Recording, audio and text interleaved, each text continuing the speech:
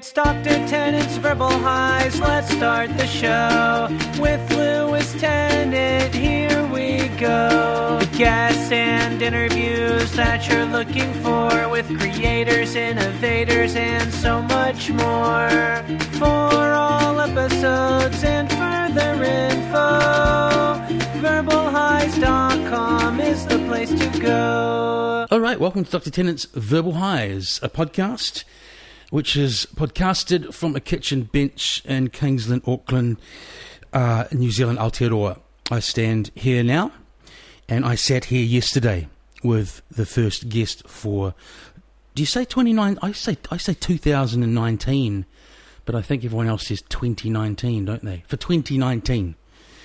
I made some notes for the introduction, and I sat and mulled and, dragged my heels. But then I just had some, we'll call it breaking news, I guess. A friend just posted a picture of a naked guy going into the beach at Lyle Bay with a caption that said something like, "Gross, don't you know that nudist beaches around the ways a bit," that Seatoon. And he had that classic, I don't know, he had the hair of that hippie guy that would be the guy anywhere that would go and swim naked at just any old beach because, hey man, don't be so uptight, man. And I could almost smell the essential oils just looking at the photos. And then I wondered how I came up with all of that so quickly. It's because of a particular encounter with a guy called Nick, who came to stay at my first flat in Wellington via a friend who lived there. And Nick was from Nelson, and in that classic from Nelson white hippie guy, that kind of hair style, without a word of a lie, with two female flatmates with us as well, Nick wandered around pretty much day and night naked in our flat. And then one night, I don't even think, we weren't even like near an argument or whatever, I said something and he said, "Hey man, don't be so uptight, man." And I didn't really respond from memory because I just thought the whole situation kind of spoke for itself. But it just occurred to me only while I was thinking about this now, it must be 20 plus years later, that a pretty reasonable response would have been like, "I'm not sure I'm an uptight person, Nick. It's just that you've been wandering around our flat naked for 2 weeks." So yeah, Mr. Nude on Lyle Bay Beach with the hippie hair and the essential oils and probably his bag of, cut up celery and carrot pieces with a bottle of ginger wine, so things can get a bit freaky later on. You, sir, reminded me of Nick from Nelson. I wonder where he is these days. Those guys often, they kind of like kick up at their the pressure from dad, leave the private school, and he might be back. He might be a fully clothed, booted and suited banker by now. Okay. I'm not normally, that prejudice. It's observational humour, that's what it is. Anyway, okay, so my guest yesterday, episode 1 for 2019, was Ermehn, who's a rapper I know of from the late 90s because he had an album, and in particular a single, because I used to play it on my radio shows a lot, that just really stuck on out, and he was part of the whole Proud, Otara, actually one of the original members of OMC as well, part of that whole kind of clique, and the album was really good, and I actually listened to it again recently when we teed this up. It stands the test of time, does all of that, great pop hooks, really good rapping. He's kind of called the godfather of gangster rap in New Zealand, and I start the episode kind of like questioning gangster rap, and I don't really tie up that idea. So one thing I'll say about that in the ep, because I should sort of steer them, even though they're open convos, is I wasn't questioning Ermehn and gangster rap and any of that kind of business. I was questioning the whole idea of kind of gangster rap, because it's sort of sometimes the media use it to kind of like, you know, say hip hop is this and these people are that, and it's related to crime and da da da da da da da. And also record companies have used it a lot to kind of push a particular kind of comic book style, for better, often for worse, that again muddies the general public's perception of what hip hop and hip hop culture is. Yeah, so that's what I was getting at there. We didn't really get there because it was a good convo. Sort of, yeah, it was a good convo. It went a number of places. As for Ermehn, you know, he does allude to that actually, because he says that he was called that originally basically because they were, like he says, like a bunch of scruffy, you know, brown faces from Otara, but life imitating art. Following that album, Ermehn went and joined on up with the King Cobras. If you're not familiar or not from New Zealand, you know, not a small gang, not a gang to be what's the term, trifled with? Doesn't sound right. That's a dessert.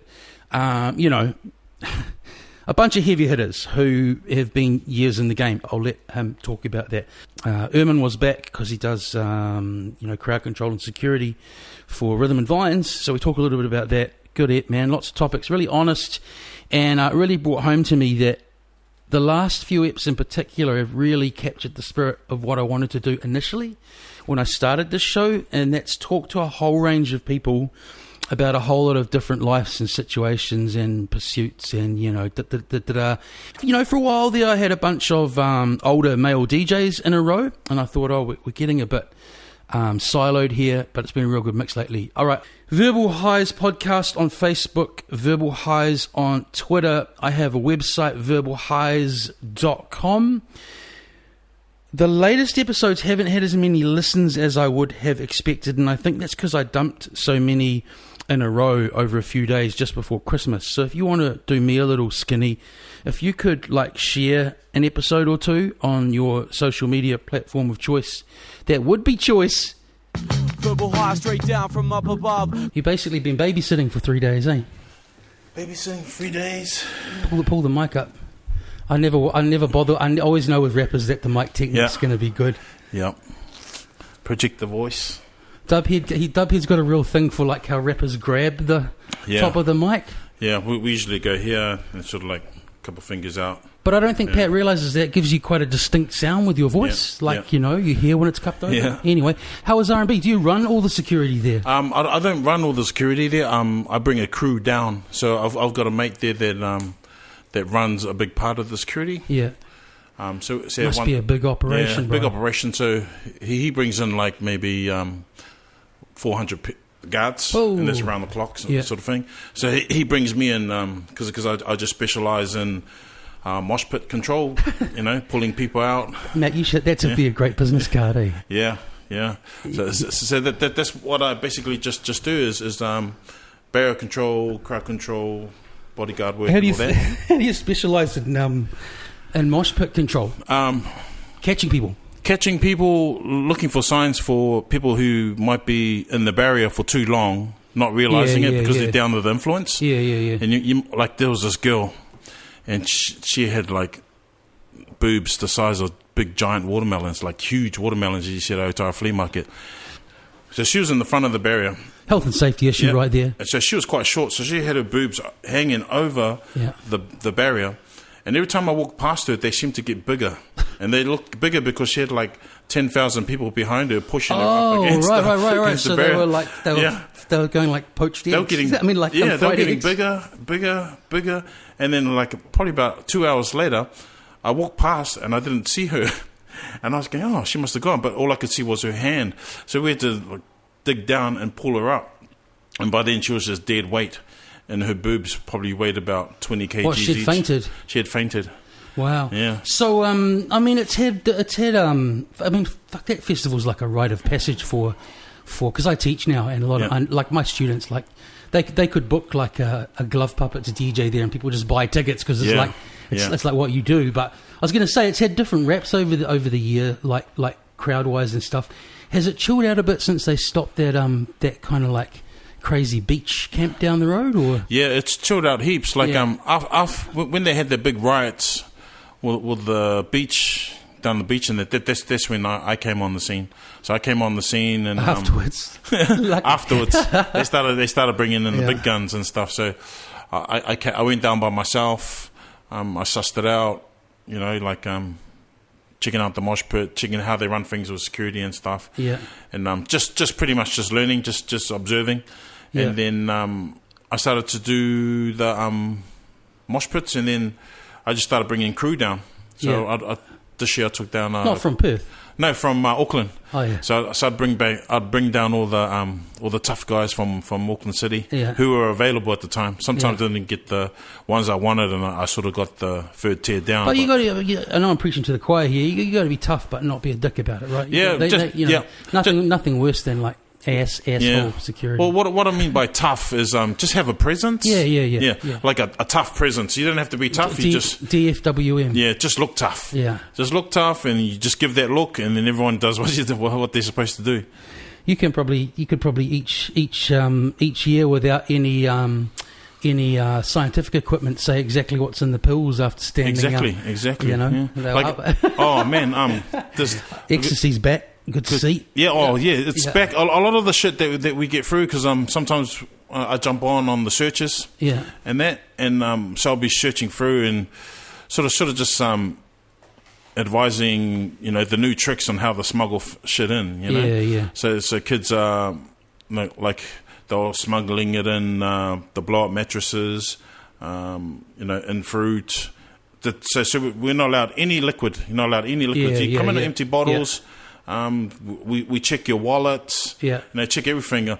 Like if they let me, I'd really do a detailed check, and I'd find drugs. But guys. But do you? Do you really? Does it really matter? People like to alter their consciousness. I'm not. Well, because I was thinking, you saying, what? I don't know why you're up there, whether you're following the news. You're probably too busy, but the government started talking about allowing legal drug testing at festivals. Yeah. And I kind of reckon that's better than those. They do those big random police stings in Aussie, and that's actually where a couple of the e-deaths have happened over there. Because I remember a young girl panicked and I don't know, 8-6 or whatever.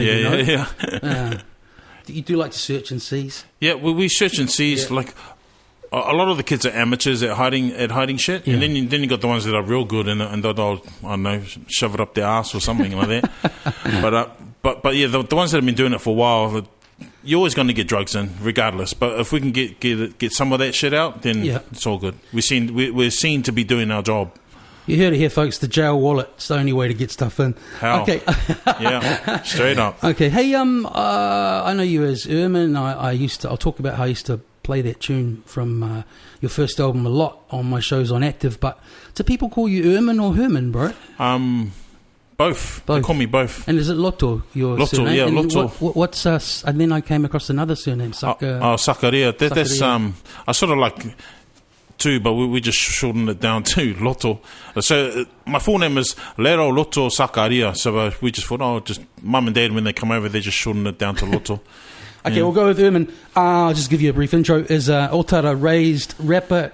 I'll talk about how I think this is a clumsy definition because you've talked about it too, but it's credited as the godfather of gangster rap in New Zealand. He has continued to release music since his debut album Samoans Part 2 dropped in 98, as well as training fighters, promoting MMA events, events, and running festival security teams.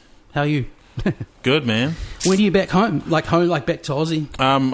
Hoping. I only did a one-way ticket here. So hopefully Monday I fly. So I won't go anywhere till all the boys get paid from R&V. Yeah. R&V always pay, but the last thing I want to do is chasing up money from over in Perth when I can do it while I'm here. Do you pay heaps to go standby to Perth? That's almost standby, right? Pretty much. Yeah. I just look for trying to find the cheap deals. Yeah, 2 days out. Yeah. Hey, so the gangster rap thing, man. Like I say, I've always, and I've watched heaps of docos and people talk about it. I just was watching someone like RZA talk about it the other day. Journalists like to give stuff names, right? It's a sort of a one size fits all term for, I guess, rap from the streets, right? Yeah. No, then when we first started rapping, like, Because I think you are that style of rapper by definition, Yeah. you know? oh, everyone gets put in a box. I got put in their box quite early, probably because we were from Otara and we looked like street kids. But when we first started rapping, we didn't really think of ourselves as gangster rappers. We're just more like hardcore rappers, guys who like to swear. But we got put in their box, and we were just like, oh, okay. Well, we did associate with hood gangs and what have you, and so it took me a while to get over it. Like I did join a gang. Yeah. I was part of a gang. I was part of the King Cobras here, and I went through that stage of my life, which was part of my journey. It's kind of crazy how you did it later in life, I was thinking. Like, you know? I hung out with them a lot and stuff, and then, like anyone, just got into trouble. Yeah. Like I got into a lot of trouble when I was with them, but, I can see why kids are attracted to that now. To that lifestyle. Now, there's a lot of Polynesian kids who are joining gangs. Well, that's right. And then, again, that's a for better or worse thing. People like going, it's like emulating the States. Is like, well, if the conditions are similar, and I saw a great quote from you. I think you're like, what are you going to do? You're going to go and hustle or try and be like a pro footballer. And I was like, well, that's the same, in parts of the States. Like, you're going to go end up on the corner, or you're going to try to be a basketballer that's right. or a rapper, That's right. You get these opportunities growing up. You stay in school and be educated. But the whole thing is you get cut out of so many other opportunities, bro? Yeah. That's right. I had so many opportunities growing up. Like, I could have did the whole sports thing. I could have been a rugby player. I could have did what my dad does and just being a good builder and what have you. Hey, what? But yeah, so that's a respectable trade. That is a respectable trade. But I think what killed it for me, because all my family are builders, all my brothers are builders. I think what killed it for me at a young age was I used to push the wheelbarrow around for Dad during the school holidays. Yeah. And I was sort of like, and that was hard work. Yeah, bro. And hard work's all good, but I was like, man, this is not the life that I wanted to do. Well, the other thing is, like, now you've moved to Aussie. I lived there like 6-7 years. Yeah. And like a lot of the sort of work that you pick up, like wheeling the wheelbarrow, other like sort of basic trade or customer service or whatever, like minimum wage is so shit here compared to like even Aussie. Exactly. That it's kind of like, I go, will I do this where I can make that? Yeah. Or will I do that where I make $12 an hour? Exactly. Or whatever it is, You can get paid to do shit jobs in Australia and get paid well. That's what I mean, bro. I went over there and I like technically, I was just having, just bugging out, enjoying summer over there. Got a job like clearing glasses in a Prince of Wales in Melbourne, seeing great shows every night, But I was earning more than like my job when I was back here. Yeah. I liked that you came out and said to like I think Peter Sharples and some youth counsellor from around your ways sort of said blamed stuff on the music a while back. Do you remember that?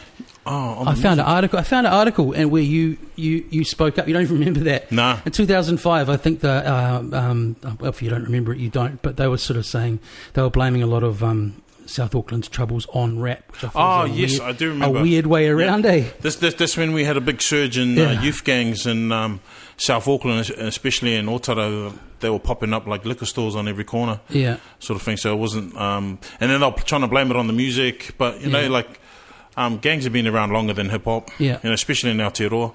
So music, like sport, like the stuff. I don't know while you've been away if you know that Bill, like Bill's been doing like lots of youth work stuff. Yeah, I've seen that. And so is that part of it? There's just not shit to do out there, or has it changed? It's got better. I mean, you grew up in the 80s. It must have changed a bit. Yeah, it's changed heaps. I've been following... For the better? Yeah. Yeah, good. I've been following Kabisi and Tere and their youth work, and it's cool. I admire them for that. I don't know when those two sleep, man. Yeah, I know. Yeah. I used to be one of those kids that they're reaching out to now. So I understand all that helping the youth and that. Yeah. I came from there. I think we had a lot of Christian youth groups out there that would come into the hood and just help us kids. Yeah. Put things into perspective, and that there was more than just bloody tagging and doing crime and stuff, which was good. A lot of those Christian youth camps that I went on, they were good and kind of bad, but they were good. Except when they try and sell you the religion at the end of it. Yeah, true. I'd go on their Christian camps, and while they were all doing their praise and worship, I was out in the tents robbing their tents with some of the other mates. So it was kind of good for me. So it was a win-win. You got mixed, yeah. Go rob the tent and then come and ask for forgiveness. Yeah, that's right. It's the Catholic way, actually. Yep, that's right. So like I'm not, you sort of like talk about Otara or South Auckland like it's, people use it as like a blanket, term. Just the amount of people homeless now in the middle of the city and stuff like. I've seen that.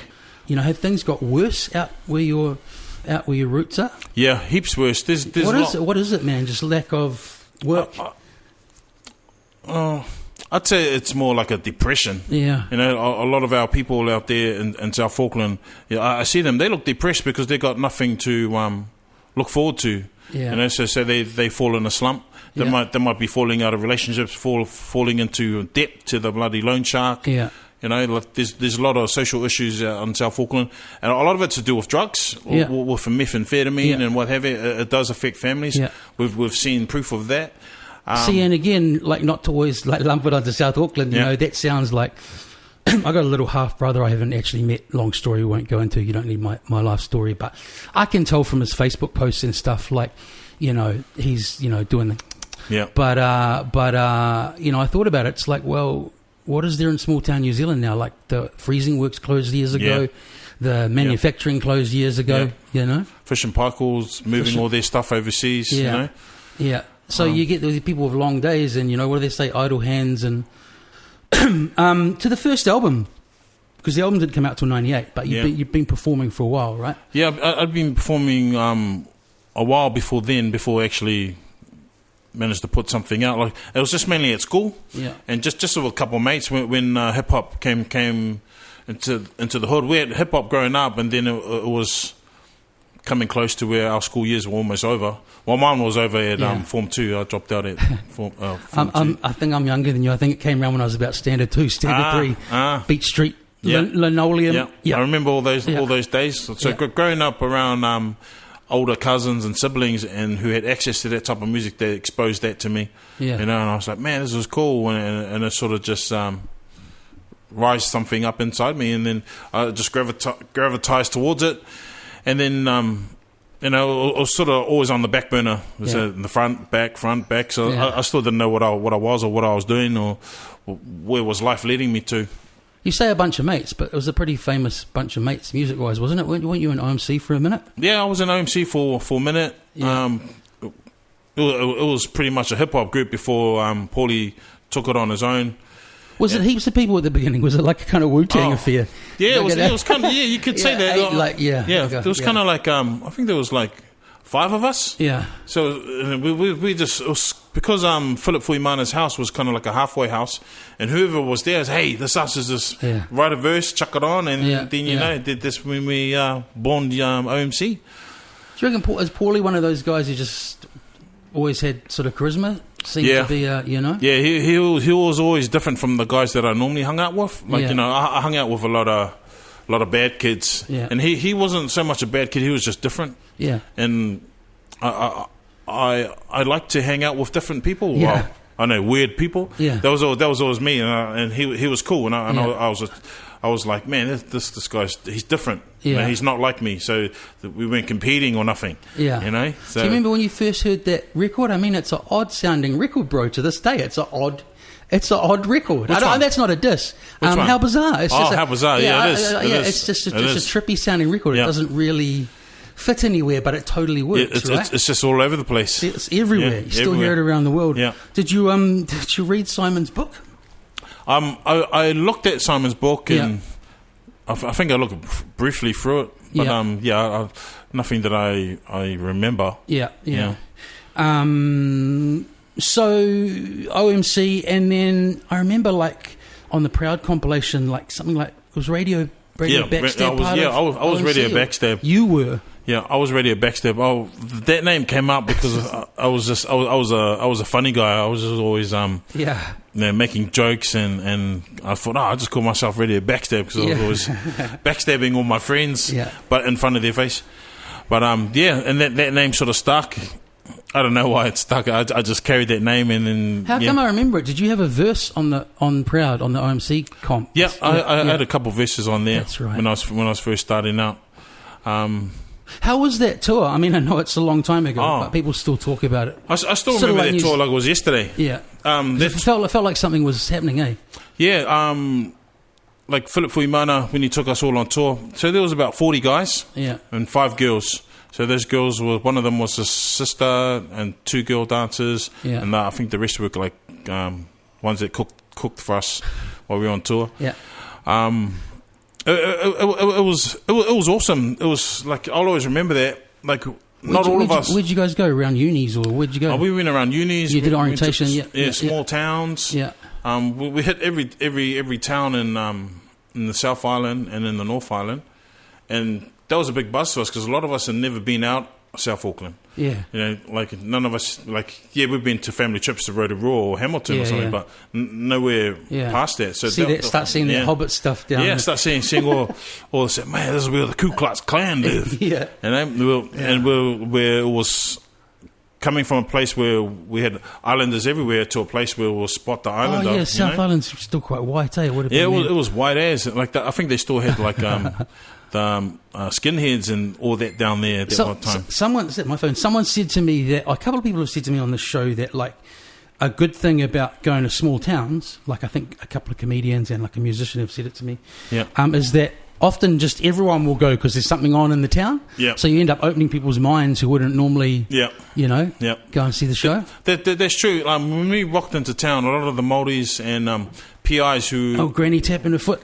Who were around that time, they never seen us all roll into town. They never seen anything like that. So I think what we were doing was just pretty much spreading the R&B hip-hop music to the rest of the country and aligning all the dots. And, I remember when Scribe, when we went down to Christchurch, he was just a young kid. He would have been. Yeah, and he came down and watched our gigs. And, I think we sparked up a lot of imaginations and hope for... Yeah, would have been Lady Six, a lot of those young people down there. I remember Lady Six when she was young there, down there too. They're cousins or something. There's some family link there. They'd all come to our gigs. And I think having us come roll through all their towns sort of just helped spark that fire up even more for them to go out and do their own thing, Yeah. And it had legs for a while, and then because your album was signed to Deep Grooves. Yep. After that, that's a bit of a coup. How'd you get signed to? They were a hot label then. Yeah, they were a hot label. Deep Grooves had everyone. They had all the top acts. Yeah. Kane Massey. Kane was cool. I used to go in with Fuimana because they were signed. Were they Kane. being funded by a big record company or something? I think they were distributing through Festival. Yep. Through Festival, and anyway, so to you, so that's a big deal, man. A hot label saying you want to do an album. Is that how it happened, or did you approach them? Or I think Fuimana made the bridge. Yeah. Philip, because he was already signed to Deep Grooves. Yeah. And then he had a chat to Kane and said, "Hey, you've got Urban Disturbance, Free the Hard Way. You need one of the brothers on there, So I think that's where I came in." And that the tune that I kept playing, I've got it written down with the chant.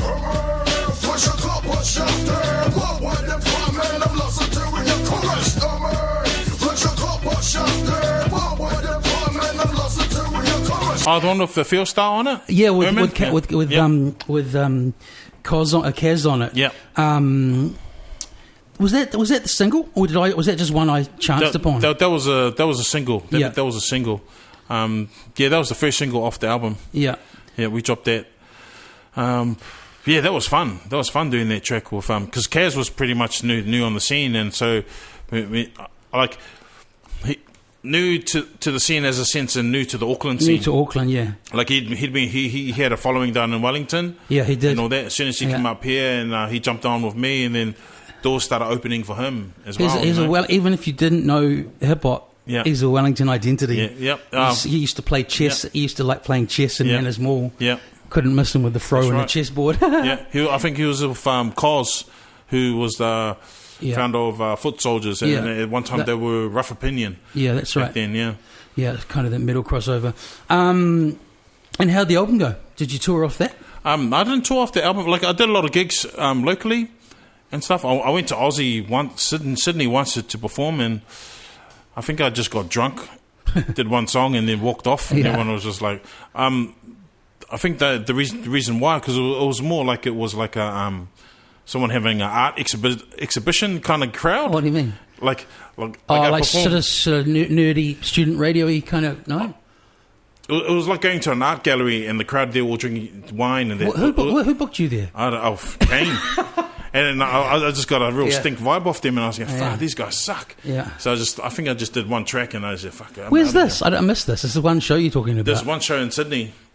So I don't know whether they were record execs or whatever, but I was just like, nah, I'm not feeling this crowd, man. Jeez, you're bringing me all the way out from out of Otara to this. If it was a bunch of A&R guys, they should at least tell you at the beginning. Yeah. And the vibe was just all wrong. Like I was used to performing in grimy places, and going into a clean place was kind of like, whoa, fish out of water for me.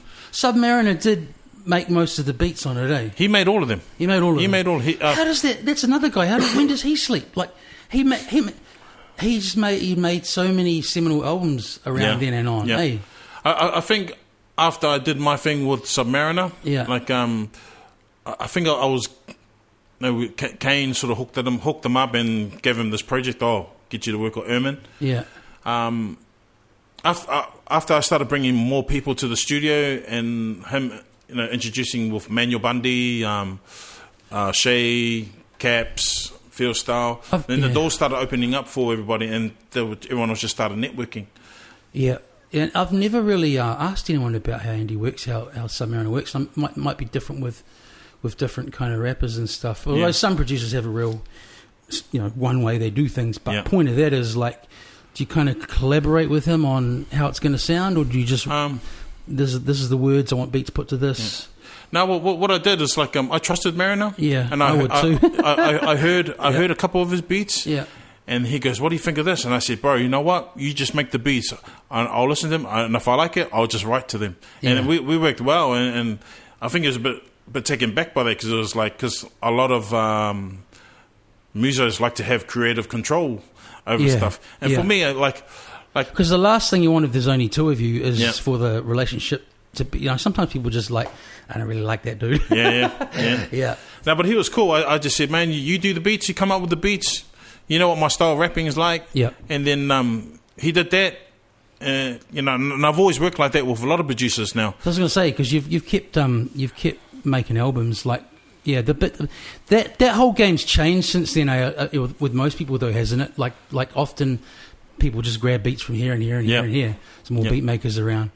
That tune it's called Walls of Steel. Yeah, Walls of Steel. Yeah. Okay, and then I embarrassingly mumbled the chorus in front of you. So after the Ermehn, what is the rest of that chorus? Tell me 20 years later. It says, with a bunch of you, like so what it's saying is saying it's saying Ermehn, flex your cock up, shaft in. Why are you climbing love's interior? So I never would have guessed that. Say it again. So Ermehn, flex your cock up reference. The shaft and.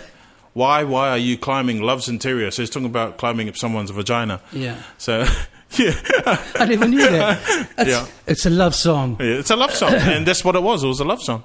So were you fighting all this time, man? I don't mean just like casually fighting, but is that a discipline you found like later in life, martial arts? Probably, later in life. Like I was getting into a lot of fights coming up through the rap game. Yeah. And, win some, lose some. Yeah.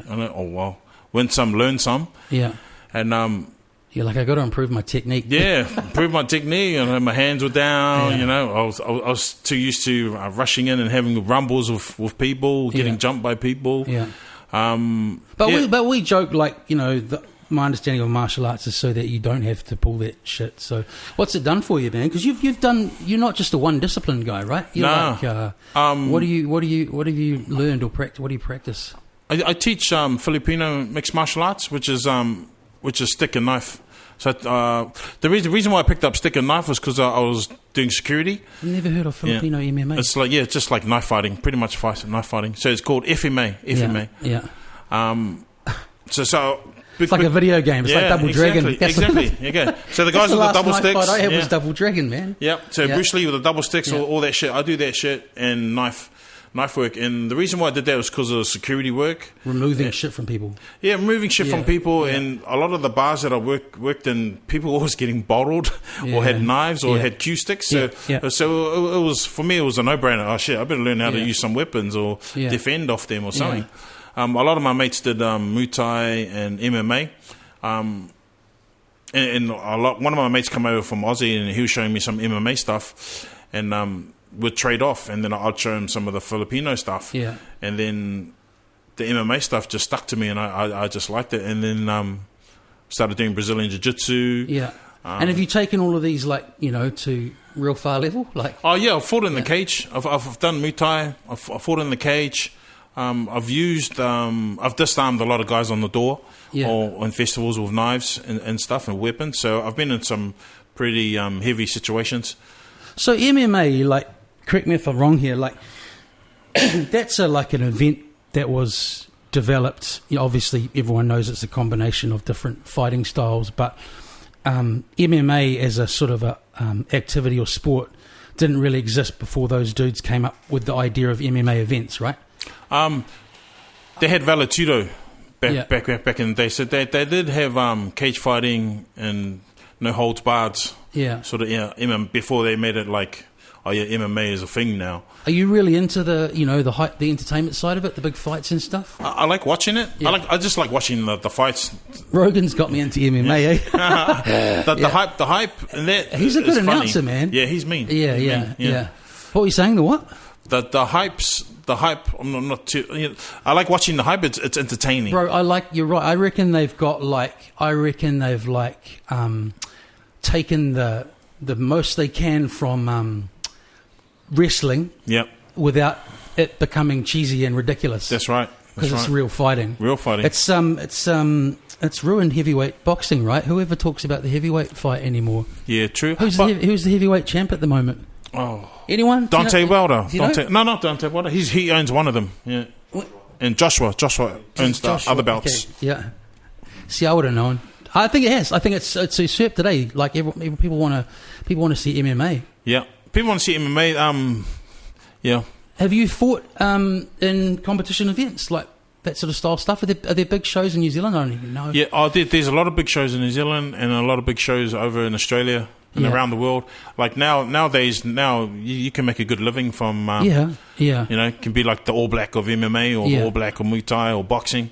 So there's good money there for kids, but you know, it's not a team sport. It's a one-man sport. Have you heard that? You know that the African dude he's a Kiwi dude, but Israel. Oh man, yeah, I know Israel. He's cool. I heard him on a podcast. I was like, bro, this guy's got like charisma. Yeah, he's like. He's got everything. He's got everything. He's got all the support here too, and he's got all the good friends and that. He's going to be the next, different sport, but next Steven Adams, they reckon. He's going to be the next one. Like, oh yeah, definitely. Paid. I remember when he first started coming up through the MMA scene. So I was there for his first fight. He looks in a totally positive, one awesome way. He looks like a video game character. He looks like he's the man. He's got everything. Yeah. And he's cleaned up his backyard too. Well, what a lot of if you're aspiring martial artist or Muay Thai artist, the thing is you clean up your own backyard, or you come up through amateurs. What does that term mean? Fight all the best guys. Oh yeah, okay, in your town, in your city, and then you look over to next door, which is Australia, and then you take on all those guys. And so was he just like unfuckwithable here? Would he not lose, or? Oh no, he'd lose a couple. Yeah. You know, obviously you've got to learn before you start winning. Okay, yeah. So you know, he did the hard yards like everyone else. You know, everyone else that was coming through, and he just stuck at it. And him being young and athletic, and the right opportunities coming through, you know, and now he's cracked it. You know, he's doing really well. So when you started training, were you doing that like out south? Because we're coming full circle, talking about having things to do out there. So I picked up the Filipino martial arts out in Otara. Because that's what gyms are famous for, right? Yeah. You know, getting people on the straight and narrow. Yeah, and I learned from a little white guy. He was ex-army. Yeah. His name was Terry Harris. He's down in Taranaki now teaching. And I walked into a gym. It was a weightlifting gym, and he was throwing all these big boys around. And he was smaller than you. Hey. Yep, he was smaller than you. You're actually quite tall. And he was just throwing these big island boys who were my size, and I was fascinated by that. And then I said, whenever show me their shit because you want to test them, and I start resisting. You already started some martial arts, just with him. Yeah. So I started resisting a bit, yeah. And then next thing you know, I'm on my back, and he's doing all these arm locks on me, and then he's showing me some knife, and I just got hooked from there, and then But I'm sorry, what I was saying is I thought you started training and teaching people. Oh, when I started training teaching, probably about. But I'm saying, were you doing it out Aotearoa, or was this over in Aussie, or? Okay. Yeah. Now, when I started teaching probably about 2000. Yeah. This was up in Hibiscus Coast because my girlfriend was from there. She's from there, so I opened up a few gyms out there, moved around. Yeah. You could say I moved from the hood to Hibiscus Coast. You're an entrepreneur, bro. I was thinking about it today, man. Yeah, a bit of a hustler, right? Yeah, that's right. Entrepreneur, hustler, tomato. Yep. What's up with the gift fair t-shirts? Oh, the gift fair t-shirts. I was going to ask you, can I wear one of those? Yeah, I tell you what, I bought a lava. This is like about 20 years ago. Yeah. I still rock it sometimes. Yeah. But I wore it like in the middle of town in Wellington, and a bunch of Island boys laughed at me, so I don't know if I get away with a Giffair t-shirt. Yeah. I can't wear that, eh? No, you can wear a Giffair t-shirt. Yeah. Wearing a Giffair t-shirt is what was happening online? You're getting shot down by people, eh? Oh, because Giffair in Samoan is like asshole, get fucked. Yeah. But the original meaning of Giffair is circumcision. Really? So that's like blood clot with Jamaicans, like for period. Yeah, and then becomes an insult. Yeah, exactly. It's like saying period is a swear word. But I think maybe when the white man come over, he turned it into a dirty word. I don't know. Yeah. But Giffair is like we're in the 2000s now. I've seen a lot of guys walking around. That's weird. Yeah. I've seen a lot of guys walking around with swear words on their t-shirts. But I saw you firing up on the page. I didn't really look. Like, were they seriously giving you grief about that it's a rude word? Yeah. Well, I know that. I know that it's a rude word. That's the whole point. Giffair is like saying "fuck you." But is it people our age? Like, that's crazy. Yeah, people our age. You can fuck on TV. It's exactly 7 o'clock now. Yeah, exactly. Yeah. Shit. Yeah. I think of cunt on. Yeah. Podcast, you can say anything, as you notice. That's good. Yeah. Okay, and they're selling well. They're selling well. Nothing like controversy to sell a brand, eh? Yeah. No. So we got these Giffair tees in. Now they're selling now. Yeah. People will be able to go onto the Facebook. So Giffair is Kefe. Yeah. You look that up on Facebook. Urban Fightwear. Yeah. Where are you getting them done, man? Are you getting them made here? Oh, it's a secret, man. Oh, okay. We can't tell people we're making them, man. I got to but they're props here. to my friend, someone you might know, Campbell, that used to own Money Shots. Got a t-shirt printing business. Well, I'll be keen to get his number after this. He does. You can do as many colours, but I think one costs as many as a whole bunch of them. That's the idea with the machine. I'll give it to you later on. Okay. There you go. You'll never hear this, Cam, but I just gave you a shout out. Where were we? The t-shirts, and then that's right. Yep. Why Urban Fightwear? Urban Fightwear. It's just the whole thing's just a big middle finger, bro. Yeah, exactly. Well, because we come from the fight scene as well, so it only made sense. Urban as in the hood and the hoods all over the world. Yeah. So Giffair is pretty much universal at the moment. Yeah. We've got shades coming out. We've got slides coming out. We've got hats. Got everything coming out, and there's going to be a lot of people coming out and being angry and say, you shouldn't be wearing that. And so you say is it you guys? Yep. Yeah. And so where'd the idea come from? It's like my brother there. Well, you're just making a sandwich and Giffair. Yep. Is it pretty much? Yeah, pretty much. Pretty much, yeah. I just think, for me, reminds me of means defiance. Yeah, come on. Yeah, come over here, bro. Say it here, bro. Yeah. Yeah, I just think that for me, Giffair just means something different towards what Ermehn. To me, it means defiant. Yeah. And throughout history, you always got some people that create defiance, but defiance creates unity. Yeah. And I guess we wanted a clothing label that the Pacific Island community could relate to. That's wicked, man. I saw it. I was like, that works. That works. And it's so relatable. Yeah. I mean, because now. Like Bill's overstayers long gone. We'll bring some Giffair in. Yeah. I mean, amongst the brothers, when we say Giffair, it's in jest. Yeah. When you got your close mates, it's just like go get fucked. Yeah. It's So interesting. Who did the logo? Oh yeah, that was my idea. So okay, don't let him take over. Thanks, bro. Yeah, so Giffe, like when the bro come up and approached me about the Giffe, Yeah. and I was going, man, you're going to get a lot of slack.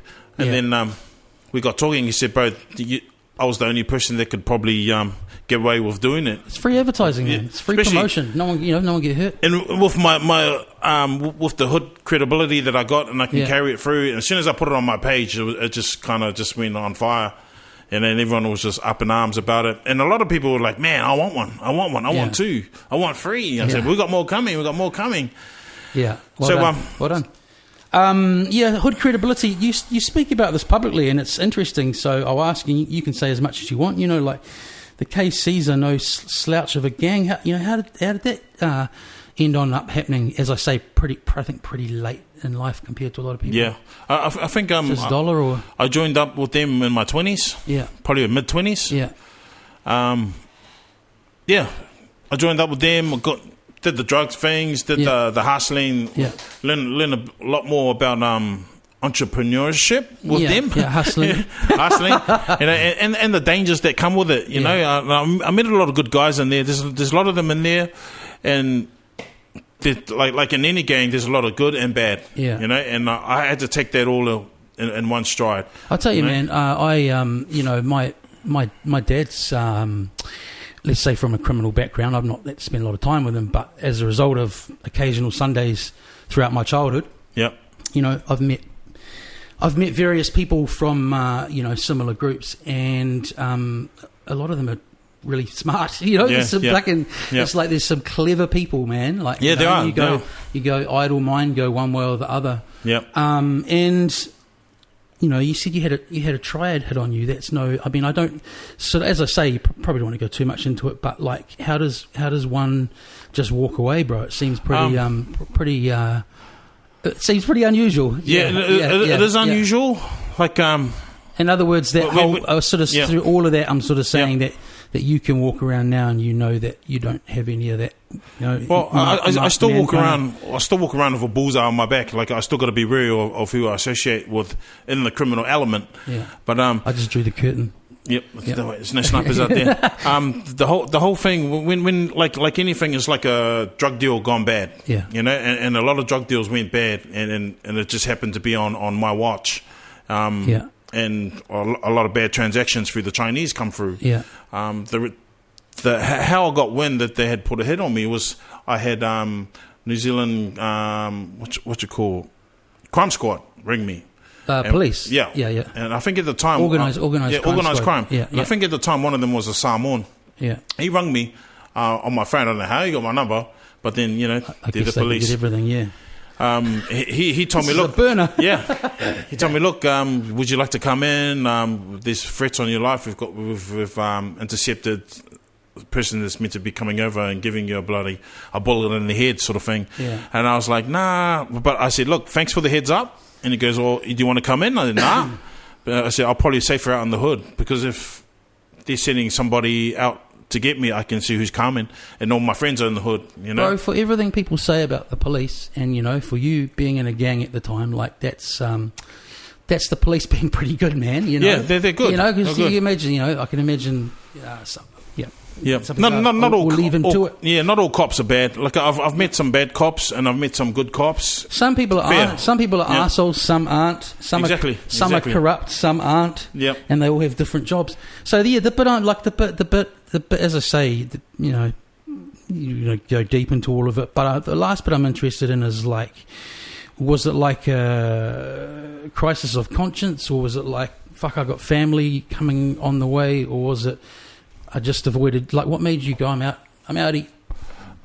I think what made me bail out was how long were you? Was a divide in the gang. Right. Was a divide in the gang. So I was in the gang maybe about 3 years. Yeah. And when shit started to turn, either your friends are with you or they're not with you. Yeah. And so I had a bit of divide. So you got danger in the pack. Yeah, in the pack, and it was sort of like, okay, cool. I needed to bail out of here.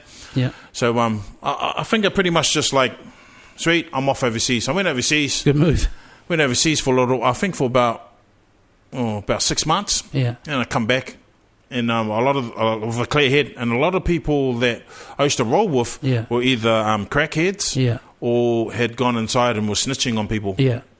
You know, so that was a bit hard as well. Yeah. Trying to figure out who was who. And But you had your A game on by then. You're healthy, you're fit, yeah.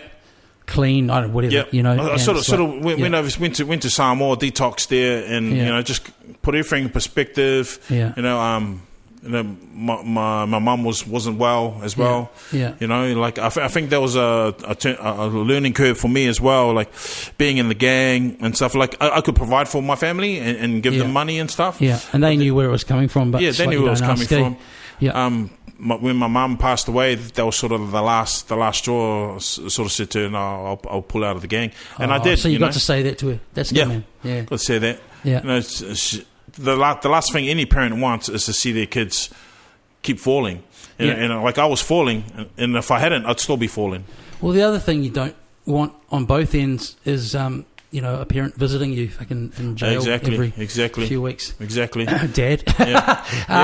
Yeah. So I was going to say, before you said you went to Samoa, I was thinking maybe you meant Aussie, and then I was thinking it's out of it how I don't understand how like the mongrel mob and stuff is spread over there now, because wouldn't they just get stopped at the airport? Thinking out loud. Yeah, a lot of them Just get over. Don't wear your jacket. I'm good friends with a lot of the mongrel mob here, and the ones overseas and over in Perth. Yeah. And there are a lot of the young ones that are coming through. You can see the structure with the mongrel mob and where they're taking it. They're going mongrel mob world and stuff like that. And that's all the new blood. I just would have thought that customs would be like nip when they looked at your priors. The funny thing about customs is that a lot of the time New Zealand customs don't talk to Australian customs. Yeah. And because of the different states in Australia, the police don't talk to the Sydney police, don't talk to the Perth police, the Melbourne police don't talk to the Brisbane police. Yeah. So you get these guys who fall through the gaps. Yeah, because it's like separate countries there. Yeah, It's states. Yeah.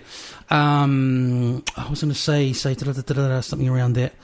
It slipped my mind. Where were we? Mongrel Mob, Australia, customs, gone. So let's go with your next album, which post KC, post Samoans Part 2. Is it the 2005 one? Yeah, The Path of Blood. Yeah, The Path of Blood. Another quite, it's a strong name, bro. Yeah. Where were those beats from? Oh, that was from Otara. So I went back to Otara. Yeah. And did that album. So that whole album was the era of me leaving the gang life. Yeah. That's why it was such a hard, angry album. Yeah. So The Path of Blood, the name The Path of Blood is my family last name, is the English meaning of Herman Loto, which means the Path of Blood, which is like a Chief Matai name. Right. So I took the English version of that, and I called my album that. Yeah. And it kind of sit because I pretty much did walk the path of blood going through that gang chapter in my life. Yeah. And so when I came out of it, when I walked away from the gang, I just needed somewhere to express. Yeah. And what I had left over was still my martial arts and still my music. Yeah. So I just went to the studio out in Otara Music and Arts Centre, OMAC. Yeah. I started working on the album there. Once they sort of heard some of the songs that I was doing there, that they kind of didn't want that stigma hanging over. Who didn't? Sorry? Oh, they're like an art centre or something. Yeah. It was just too hard. Okay. And so then we ended up going over to South Auckland recording studios out in Manukau. I forgot the name of the guy that used to own that. Yeah. And I recorded the last half of the album there. Yeah. And just what beats coming from just one guy. One guy. Is this Auckland guy? Yeah. From Otara. Yeah. So every time I work with a producer, I tell the producer, like, if I like his style or his sound, I say, bro, you just go hard. You just feed me. Yeah, because then I can see that, because then otherwise it will sound more like a mixtape. Yeah, exactly. One person, like, consistent style. Yeah. Bro, have you follow, like, other, like, hip-hop's changed? Like, everything changes, but, hip-hop's changed in New Zealand. It's been 20, 30 years now. Yeah. Who do you rate, man? I was just thinking, like, that Has Beats guy is a great beat maker, and I think Tom Scott's real talented too. Have you heard much of, like, Homebrew and At Peace? Yeah, I'm a big fan of Homebrew, Poetic, Eno and Dirty. He's got an album called Avondale Bowling Club out. It's amazing. Yeah, that's like a live me. jazz album. Diggy Doop, who else? There's all the new up and coming guys. Yeah. They all mean I love them. Their sound. Yeah. And I think for me that's what keeps me going, keeps me current, because I can listen to these kids now that are current now. So even in Perth, you stay connected to what? Yeah, I people still are stay doing? connected. Stay connected. Well, that's the changed, power SoundCloud and of everything. internet. Yeah. Yeah. So every time the boys put something out, they send me a link, and I listen, and I say, man, that's mean. Even like I don't know about Ableton or any of those, whether they do, but I teach a bit of Pro Tools at work, and that's just got because internet speed's got so good, that's just got a straight collaboration mode now where you can be online wherever you are. That's amazing. Record, man. It's amazing. Send that what were they like the those big huge not DATs before that, anyway. It's changed, no mailing stuff. And so that album, I mean, it sounds like you just made it to be like it's a cathartic thing, right? Just to get it out, to make another lot of music. So but did you try and sort of being the entrepreneur hustler you are, do some shows off the back of it, or I didn't really do any shows off it. I don't know why. I'm not one on performing. When I was doing the tour, and I'd perform all the time. That's a real energy. It's but it's sort of pop that it sounds like it should be performed. But to perform your music, like for me, like you've got to be doing it currently, all the time. It's like training. Once you lose that performing buzz, you sort of like you go out there, get a bit of stage fright, that sort of thing. It's like I got really into company was Cubase and Reason years ago in Melbourne. I was getting quite deep. I was figuring out, had all the settings. I was like patching it all together. Left it about less than a year and a half, and I jumped back on. I was like, how did I do any of this? It's like just starting again, man. That's exactly like it for me. Like I get a lot of guys asking if I can come and tour and perform and do all my old stuff, but for me that means I've got to learn all my songs, learn all the cues, get a DJ and make a set, and then they go, oh, can you perform for like 40 minutes? And I said, well, I was hoping I'd just come and do 2 songs. You probably need a second MC as well. Exactly. Have you toyed around with making stuff? There's so much software around these days, like with obviously rapping and stuff, but making beats. Nah, I don't touch the beats. Did you play anything when you were a kid? I used to like playing Dracula music on the church organ.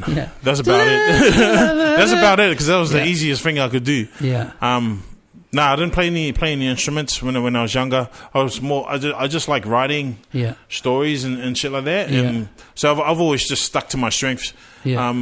Learning how to make beats and that I've always wanted to learn, but then I was like, that's going to take another maybe 6 months or a year to learn, and then another year to even be good at it. That story I told is, that was 2004, so this is about 14 years ago. So about a year ago, I bought that, All Motivated, that's Machine. Me? Yeah. And that's what it does. That's just what it does. It just sits there. I think I've used it twice, and it makes me guilty, like when I look at it, because I feel motivated again. So I got to try over summer to get back in, because like you say, it's sort of like riding a bike. Is it a bee or a wasp? It's a bee. Oh, cool. It's like riding a bike. Like if you keep that momentum up, you get better and better. Your flow gets better. The system better. But I'm at the beginning. Exactly. Like for me, riding and. That I've always enjoyed that, so I just keep that. I keep fresh at that. So when I meet producers, I look at their beats, listen to their beats, and I go, bro, just do an album, and then they're like, yeah, keen. Yeah, cool. And where can people everyone has their stuff in different places now. Is there somewhere, like, do you sell it anywhere? Does it stream anywhere? I don't if sell. Someone wanted to go back and listen to that 2005 album. Can they find it online? To be honest, I have no idea. I just put them out and just. Don't worry about it anymore. Okay, all right. It's like it's out of my system. It's out there somewhere in media world. Yeah. But I'm sure if guys I think you should upload it to SoundCloud. It's yours, man. Yeah. Yeah. Here I'm managing him now. And then the next album was. Has there been one more or 2 more? Then there was there was another one after that, which is 2015, I think. Yeah, what was that one called? I'll tell you, okay? I forgot what it was called. I know what it was called. What was it called? It's called Train to Kill. Yeah. That's the one. Yeah. That's the 3rd album. That's 3 albums you've done? Yeah, 3 albums. There was another album before that I did. Yeah. Look out for that B. There's a B. That one was sort of like the missing tracks. Like I've still got rough demos of it, but I think the guy that I was recording with at the time, he was a crackhead. Actually, he was a dealer crackhead, so I don't know what he did with the tapes. So every time we go and record there, he goes, "You want to hit? So wait, you want to hit?" hang on. So this thing's actually been released, or it's just There's copies out there. Yeah. People have got copies out there. Yeah. That they're not good copies. They'll be real faint. What copies. did you? But okay, so 2012, did you get them pressed on CD?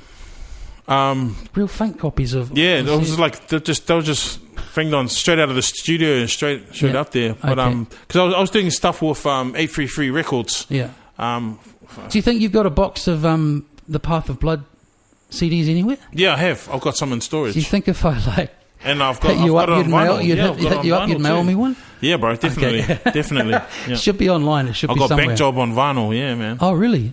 Nice. They'll always be worth something to someone. Yep. Records. Where are we time-wise? So, yeah, you moved on off to Perth. You've had a family now?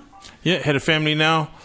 I've got 3 boys and 1 girl. Yeah. So my oldest boy, he plays for the Wallabies. Yeah, wow. And then my second oldest boy, he competes, he fights as well. So Yeah. he's 13. Yeah. And then my 9-year-old boy, he's a swimmer. And Yeah. then my little girl, she's going on to 2 years old. So Sport. It's like you quite a sporting family, man. That's all quite. yeah, I mean, outside, you know. Yeah, family. yeah. I've got a lot of cousins and family that come from sporting backgrounds. Like me, I don't know what happened with me. There's always got to be one black sheep. So, Yeah. so yeah, Perth. Like people move to Sydney, people move to Melbourne. I know quite a few people in Perth now. What's the opportunity there? Is it like not mining or anything? Are you? Nah, I'm not mining. That's big there, eh? Yeah, it's big there. There's another big mining boom coming around this year. Yeah. So we'll probably get another influx of Kiwis coming over. Yeah. I just like it there. But how did you find it to like it? If you know what I mean, like it's not really. That's what I mean. Like people. I've got a mate. Melbourne's nice because I go here. You know. I've got a mate that lives there, Yeah. and we keep tabs, and he send post photos of the weather and stuff like that. Yeah. I've been to Sydney, I've been to Brisbane, and that's just like going to another Auckland because all the islanders are there. But in Perth, we're quite spread out. Brisbane was really white when I went there. It must have changed. I found Brisbane to be like quite. You're joking about KKK towns. Yeah. I liked Brisbane, but I was like, Brisbane's got a funny. Anyway. They got little nests of Pacific Islanders there, you know. And like when I went to visit my friends, and it was like being back in South Auckland, to be honest. So Perth for now is home for myself. Yeah. It's quite far on the plane, eh, Perth? Yeah, it's about $1,000 plane ride. Yeah. When you wait till Tuesday to book it for when you go 2 days, Yeah, it's always going to be expensive. Yeah. That's right. You see pockets of Samoans everywhere. You guys toured the Booyah tribe, eh? Yeah. Do you know there was a guy that ran a bar in Wellington for a while that was a cousin of one of them. Oh. It was like anyway. So that's an old school name. Did they still have it? Early 2000s? Yeah, they had it. They got a big Islander following in the States. Yeah, eh? they got a massive following in the States in LA. Yeah. And then everyone knows them. When I flew over and hung out with them, I think I hung out with them for about 2 weeks over there. Before the shows here? No, this was after the shows. Oh, yeah. So we brought them over. They performed and just built that connection with them. And I said, well, I'll pop over next month. And then went over next month. And then, because they were doing security as well. They were looking security after one of the bars in Las Vegas. And it was called Dre's. Yeah. And so they're all really big units. They're all big boys. And that'll be on the doors. And it was the last venue to close. Yeah. So everyone came there after all their bars closed, and it was pumping. Yeah. So do they not still gig over there then? But you brought them here. Did people go in 2001? Like I'm not. Yeah. I'm not being like disrespectful, but they're an old school name even. Old then, school name. So even though they're old school name, but a cult old school name. Yeah, cult old school name. Yeah. And all the Pacific Islanders knew who they were. Yeah. And even the kids knew because their mum and dads would play the music. You know. Yeah. Yeah. So we had a good turnout. They all came out to the town hall, Auckland City Town Hall. That's a big venue. Yeah, so we filled that out. So that was awesome. That was an awesome show. Yeah. So you don't perform. You don't really. It sounds like you don't really dig the performing buzz. But you just it's a sort of like you're not writing all the time. You just it seems like just looking at your workflow. It's like you just have these. It builds up, and then you have to do a. Oh no, I'm release. I'm writing all the time. Yeah. I've got like verses on my phone and shit. Yeah. Like I'm working on another album at the moment in Perth. What's the hip hop scene like in Perth? It sucks. It sucks. It's I love those accents. People diss it. People just like diss it. And then when I lived there for a while, Aussie, like it is an accent that isn't the greatest for hip hop, but then like I went to a Hilltop Hood show, and I was like, they're deep in Australia. They've been around for years. Yeah. And I got their albums. I'm like, they're really, really good. And then, but apparently, since I've left, don't know about Perth, but since I've left, there's been a real renaissance of hip hop in Australia in general. There's lots of way more talented rappers there than there is ever been before. There is. Yeah. I'm quite fortunate in Perth. One of the venues that I security for.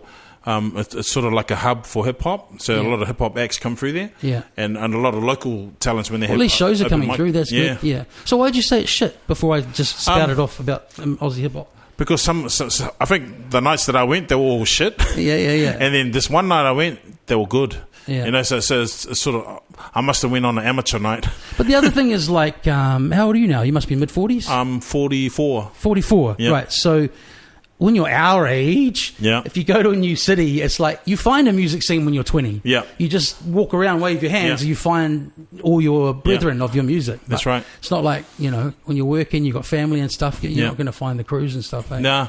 I listen to a lot of stuff over there, though. Like, like if a show pops up on my news feed, an Aussie group, I'll have a listen. If it doesn't capture me in the first 10 seconds. I mean, commercial radio here is not much better, but is Aussie radio playing Aussie hip hop? Yeah, they do.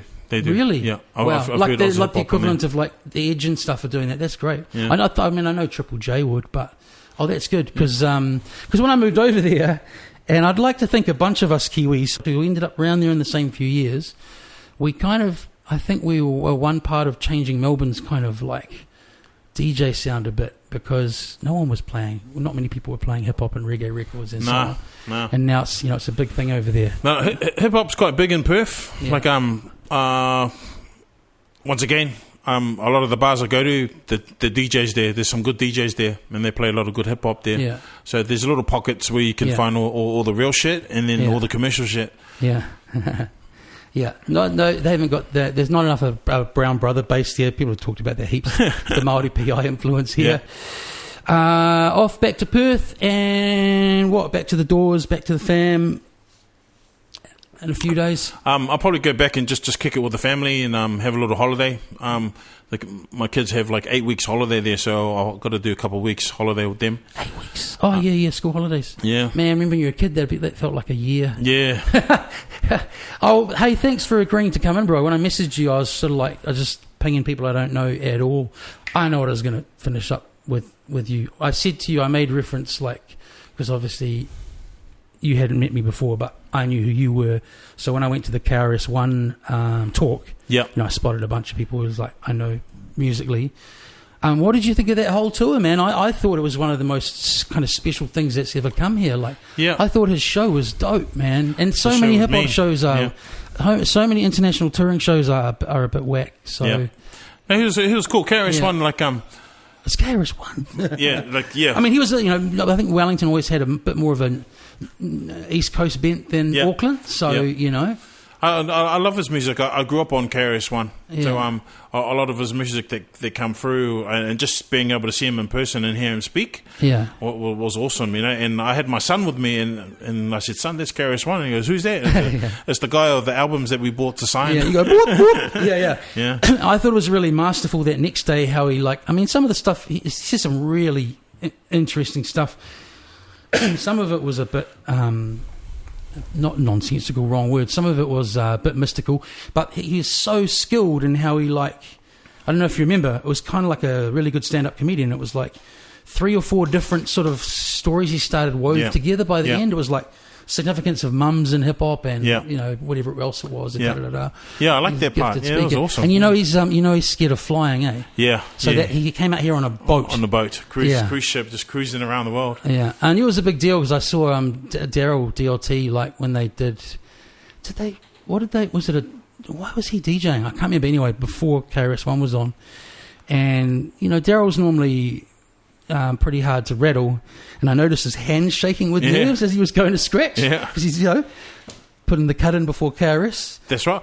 I was here when African Bombada was here too, Zulu Nation, when Was they that, come over. was that a good show? That was a good show. I was doing the close protection for him while he was here. Yeah. So at the So time, you got to meet him. yeah. You So- know, a bunch of people here are Zulu Nation now. Like people- yeah, I was one of the original members here. Yeah. When Ted and Wana and Caps and they gave us the call up and said, "Hey, we're putting the Zulu Nation here." And I said, "Yeah, sweet." And then the controversial of that. Yeah, that was he weird. was a kiddie That was fiddler. weird. It's weird. I wouldn't have said that to you because I asked Bill about it when I had him here, and we were on mic, Yeah. and it got a little bit like I don't think he wanted to talk about that. But Well, I'm I'll like, talk "No, about it. I want to talk about I'll it. talk about it. Well, because they have this. But this, then what, the secret code of I've followed Zulu it. Nation Do you think where he was- you're do you not allowed to think talk he- about do you Zulu think he was- Nation. Do you think he was like Fight Club? Do you think he was guilty? I never followed it through. I looked it up. Like my mate sent me the link. He said, "Hey, you know your Zulu Nation leader is a pedophile." But I don't know. You know, it did a lot of damage. Well, and then KRS-One was very un-KRS-One like Yeah. he sort of lost his. I don't know if you saw it. He sort of lost his shit on Facebook. Yeah. Didn't look very good. You know, Yeah. it's sort of like one of those things where you sort of I don't know. yeah. But you just made me realise I didn't know how that panned out. Yeah. Bill talked to me about it, but I'm like, I like eating pork, so Yeah. I can't. Sorry, because you can't eat Yeah. pork. Oh, I could eat pork. I was eating pork. I actually sat down with African Bombada and had lunch with him and his crew. Yeah. When I was, and all they ate was fish and coconut rice. Yeah. So that was cool. He didn't touch you. No, he didn't touch me. Okay, that's good. He had a Probably big bit room, old. and I think because I was about his size, he didn't want to touch me. And I'll tell you, and then you have the other one where legends just bum you out. It's sort of like either keep up with your game or retire. Like twice, I've seen Grandmaster Flash, and he's not Yeah. been very Flash at all. Yeah, true. Really, true, yeah. true. And I don't know what's happened there. You know, I guess you can be a pioneer, but not keep. You know, someone like Jazzy J or Yeah. Jazzy Jeff. You see them, and they're just right up. Yeah, they're cool. in the Yeah. pocket of what's Yeah. happening now. You know. Like for me, like I saw Jazzy Jeff break a crossfader at a club. They had to he get him was another mean. mixer in Yeah. because he was just, yeah. he's just too ruthless. So you've seen that weird sort of like Grandmaster Flash, like sort of like shouting out people and mixing badly and. I think 'cause it's I played at have rhythm, seen some of it. Yeah. Anyway, yeah. Yeah, I think I've seen some like of it. Sully a legend's name, but if people were like, "What was the show like?" I'm going to be honest. It like, could be better. Well, I was honest on Facebook. Like I didn't diss him. I just sort of said what happened, and a few people jumped down my throat. Oh, that was right because he was coming back to Wellington, and people wanted to know whether to go or not. So, okay. I keep my opinions to myself. Yeah, anyway, cheers for coming in, bro. We'll let Thanks, you get back brother. out into the sun. I got another hour and a half till I go play some records. Should be nice. Sweet as. Cheer. All right. Thanks for inviting me over, Yeah, safe travels. Nice to meet you too. Geffy. bro. Giffy. Geffy. Yeah, all right. Går forward, du er Dasimara is first on all those ones. I don't know. I wish I did know the answer When to you that. can find a DJ, you look up that song and get him to play it on the radio. Okay. That might help to stir people up in this country.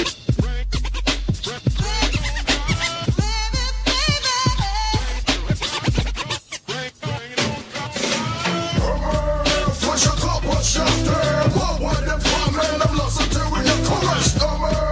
Push a couple shots there. What would the problem? I'm lost until we get chorus. Sa amai le foi ai boma ngeka o mako ngei o ima o ka mai ki whaalonga ka upu waku a fiu si paka le whakau paki ia laru waku le whale aiku salu kua niungi fuma aiko fe ai fiu foi mamai longo o ke whaaba boom the return of the funga of free. I guess this happens to all the brothers who be down but never out. The walls are coming down. The walls of sin, the walls of hate, the walls of steel. But hold up, you better watch out. She might be the devil blowing the kiss that breaks the heart. I'm not the first, but many of my brothers have been here. Broken dreams have come to stay. I find it hard cause I can't understand what's going on. My brothers notice this, so they get me on the piss. I take to the free, then I kill the six-pack. I try to stand up, but then my feelings keep fighting back. Brick by brick, I'll be covered in pain. Blood like tears be coming from the eyes, making me blind only to see. The love breaks all the barriers. And if not that, well then I guess you're like that one. You're trying to be hard, but then who can you fool? You're nothing to prove. So be the man for the day and let the games begin. Cause all the brothers know that love comes and love goes. Push a couple shots there. What would the problem? I'm lost until we get chorus. Push a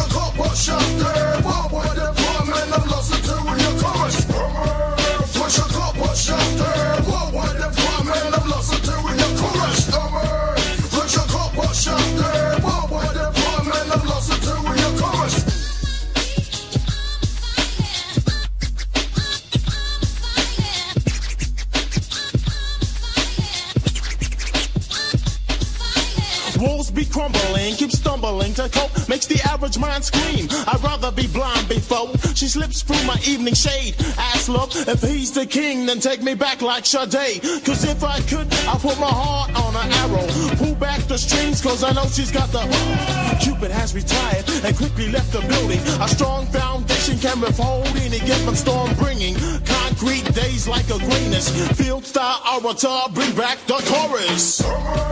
Push a couple shot there. What would the problem? I'm lost until we get chorus. Push a couple shot